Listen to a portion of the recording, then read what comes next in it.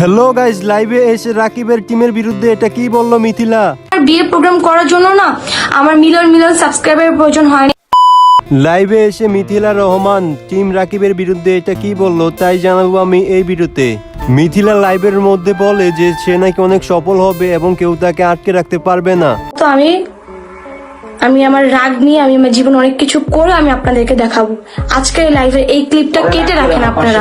মিথিলা রহমান বলে তাকে যতই খোঁচাবে সে নাকি আরো সফল হবে। মিথিলা লাইভের মধ্যে দাবি করে তার নাকি বিজনেস পেজ কে জানি সাসপেন্ড করে দিয়েছে। কেন? আমার বিজনেস পেজ, আমার রিজিকে কেউই হাত দিতে পারবে না, কারণ আমার রিজিক উপর আল্লাহ রেডি করে রাখছে, উপর আল্লাহ রেখে দিছে। আমার রিজিক যতটুকু আমার রিজিক সে দিতে পারবে ততটুকুর মধ্যে কেউ কেন কারো ক্ষমতা নেই আমার রিজিক নষ্ট করার, যার কারণে আমি আজকে এতটা পরিমাণ স্টাবলিশড।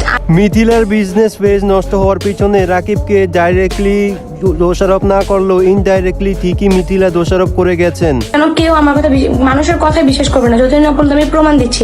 বাট প্রমাণ থাকাকালীন আমি কিছু বলবো না, দেখি কতদিন লিমিট ক্রস করতে পারে। আমি লিমিটের অপেক্ষা করতেছি। মিথিলা রহমান আরো বলে তিনি নাকি লিমিট ক্রস করার জন্য অপেক্ষা করছে, যে রাকিব কতটুকু লিমিট ক্রস করতে পারে।